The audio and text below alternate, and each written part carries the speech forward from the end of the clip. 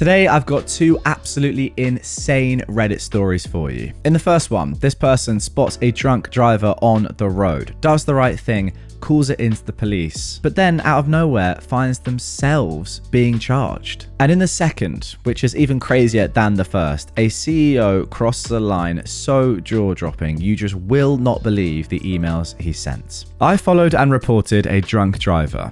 Then I got a ticket for driving past curfew. This was originally posted on March the 10th, 2019. Last week, I was driving home from my friend's house when I noticed someone driving very erratically. They were swerving when there was nothing to avoid, and they couldn't stay in their lane, so I called the police and I followed them. The police caught up to us after a while and they pulled over the driver. It turns out that he was extremely drunk, and when they gave him the sobriety test, he failed them miserably.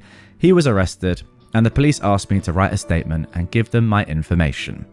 I gave one of the cops my driver's license, I'm under 18, so he could copy my address, and he said that I wasn't allowed to be driving because it was past 11.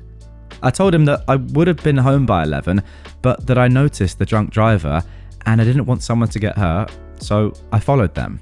Plus, when I called them, they asked me to keep following the man even though it was technically past curfew.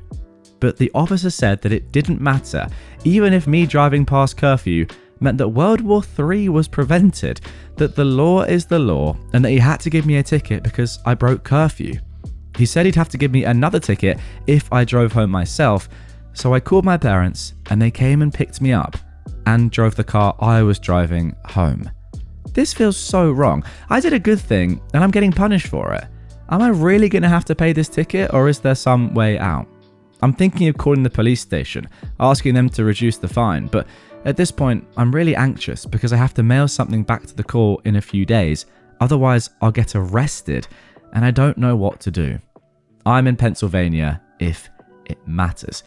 Wow, a curfew in Pennsylvania in 2019. If you're under 18, I didn't know about that. Now, as you guys can probably work out, this was posted to r/legal advice, and the people of Reddit gave OP some advice. Someone said, actually, it's not up to the police to reduce the fine. You have a court date. Show up and tell the judge what happened and let them decide your fate. OP replied, well, I actually don't have a court date yet. I have the ticket, which says that I have to pay the fine or plead not guilty. So you're saying I should plead not guilty and go to court? Yep, I would definitely plead not guilty and go to court. Also, see if you can get the 9/11 audio recording for your call, since it has the request from the dispatcher that you keep following the drunk driver, so you can play it for the judge. Now, somebody else left a pretty long comment about the justification defense, which has been summarized down into this. So basically what that user said is this: the justification defense is a legal principle where an individual admits to committing a criminal act but argues that their actions were necessary and therefore justified under the circumstances. Instead of denying the act, they claim it wasn't wrong. This defense is rooted in the idea that in certain situations, a person's conduct, while technically a crime, is socially acceptable or even desirable because it prevents a greater harm.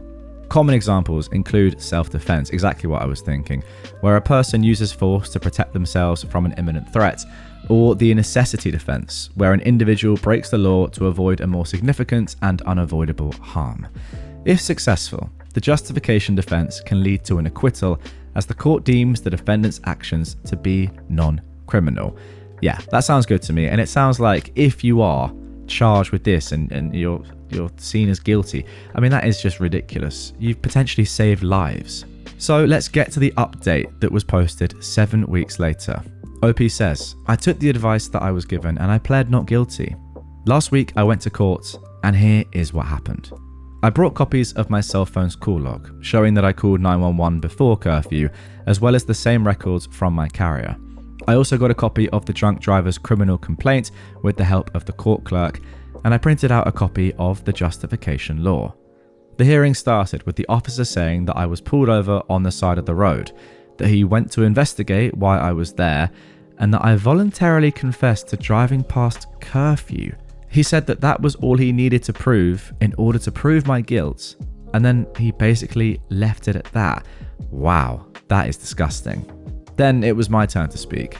I said that, yeah, while I did drive past curfew, it was because I had noticed an erratic driver and I was following him because I thought he was going to hurt someone.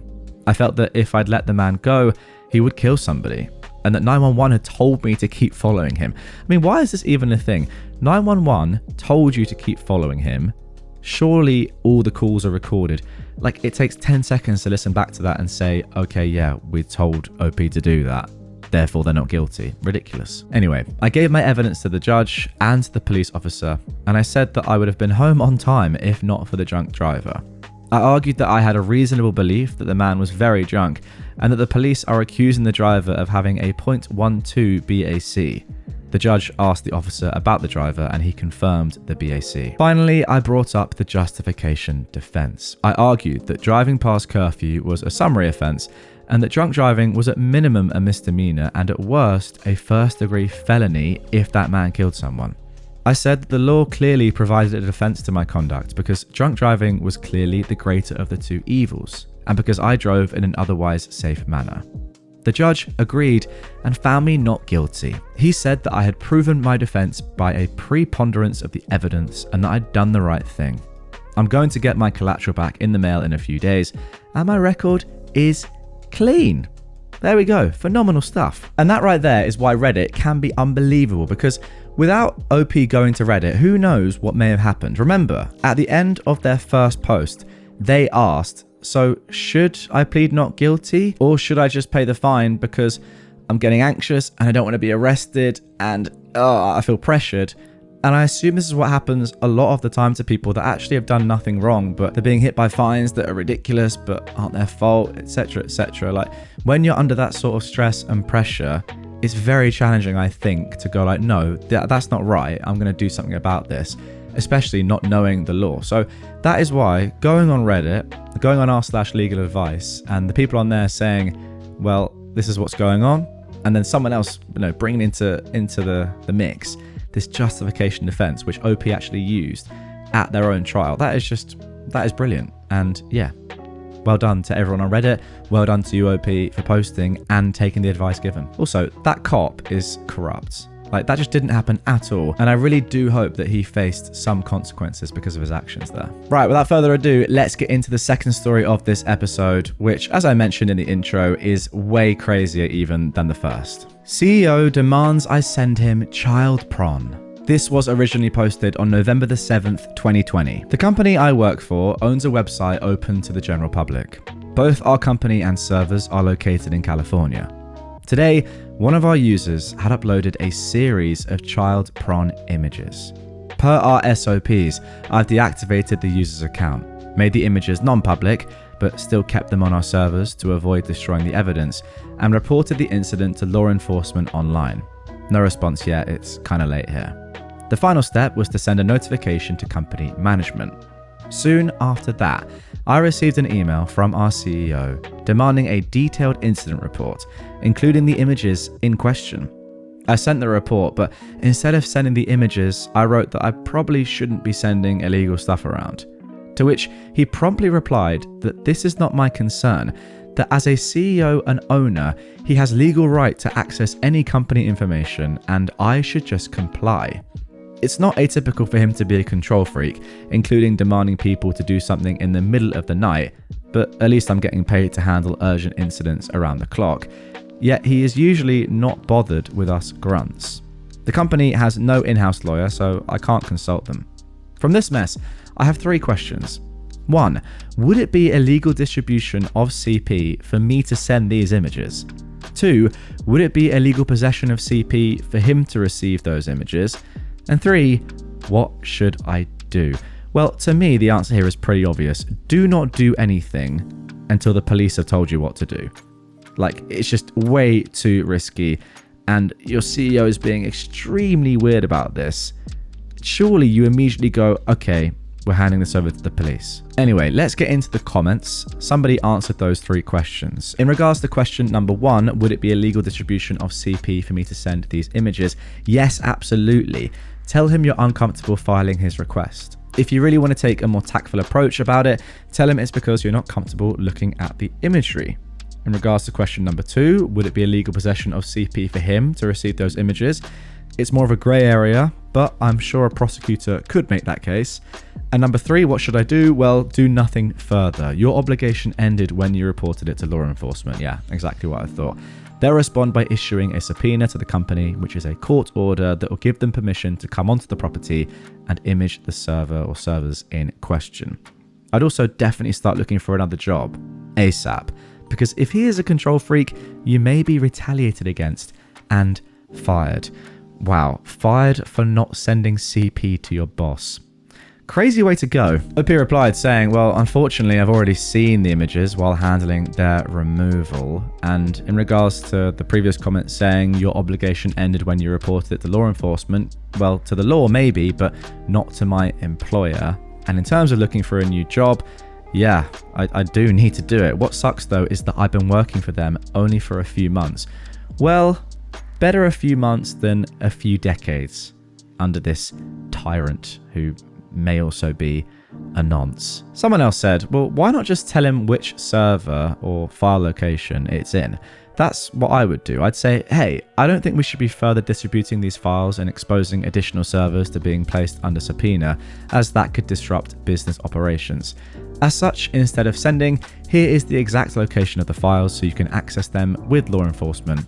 As CEO, your account always has access to all server folders. OP replied though saying actually no, he doesn't have server access as he's not a techie and I guess he was never interested in it before. To get the files, he would have to SSH into one of the servers and run a few commands to retrieve the images from file storage. Now, this is where it gets interesting. OP has added an update saying the situation has gotten way creepier. I didn't send the images overnight. Instead, I forwarded the request to my boss, asking him for advice.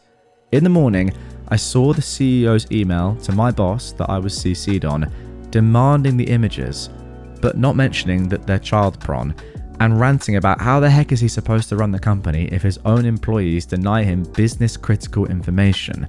My boss replied something diplomatic like, I'll look into it, but why do you need them in the first place? The CEO replied that he needs to verify himself that it's really illegal content. What? Maybe because I'm sleep deprived, or because as a woman I'm not fond of men being creepy, but I can't help thinking that the only reason he needs these images is that he wants to see child porn. Since I handled pages overnight, I'm not expected back online. I work from home early in the morning, so I've not done anything and I'm just sitting here scared poopless that I'll either commit a crime if I comply or be fired if I don't. Or at least my working life in this company will turn into hell. Well, don't worry about the company right now. Like, if you were to lose your job, first of all, you would have crazy grounds to sue. Secondly, you'd just be losing a job. You wouldn't be going to prison for distributing child porn. Like, you got to think about that. Anyway, 5 days later, we got this update. Hi, I'd like to thank everybody who responded to my original questions. Since then, the situation was developing quickly and not always in a good direction. I was freaked out on Sunday to the point that I forgot which day it was and thought I was supposed to work. Eventually, my boss messaged me that the CEO has found someone to send him the, quote, suspected child porn. What? So he's been going to multiple people in the company saying, I need to see those images. That is so odd. On Monday, 2 things happened. First, I received a call from the cop who was assigned to investigate my report. We mostly discussed things unclear from the report, but at one point I mentioned the CEO's request and that it was eventually fulfilled. Later, I had a video call with HR where I was shown my Reddit post, asked if it was me, and before I even managed to open my mouth, I was fired for disclosing confidential information and insubordination, aka calling the CEO a control freak. Wow. The next day, the detective called back and thanked me for my help. He said that the CEO was known to them, so they just searched his house and discovered an F-ton of child porn, not just the images in question. Oh my word. The dude was presumably arrested because since then, from what my friends back at the company are saying, everything has ground to a halt. Mr. Big had set up so many internal processes to require his approval or participation that even accountants aren't sure if they'll be able to process the next payroll in time. What the heck? And that might be the end of a nice collective poisoned by a single jerk. As of myself, I'm about to post my CV on various job boards. It sucks to be unfairly fired, but it seems that soon there'll be no employer to sue over dismissal, so I'm not looking back. At least, if an interviewer asks me why I was fired, I can answer that our CEO was arrested for child prawn possession, and then everything quickly went to hell.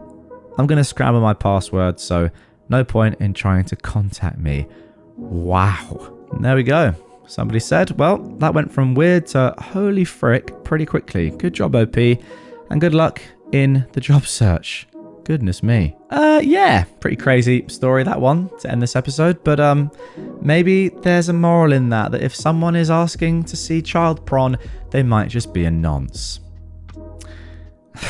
Very ridiculous thing to say, but is it true? Yes. Anyway, guys, really hope you enjoyed this episode. Let me know out of the two stories down below, which one did you enjoy listening to more? As in, which one had you more engaged, more engrossed, more hooked? Which one is the sort of style of story that you'd like to listen to more in the future on this channel? Or we're both great? If so, and you want to watch even more from me, check out this episode on screen. Might be the playlist of all my episodes on this channel, actually. And subscribe down here. I will catch you on the next one.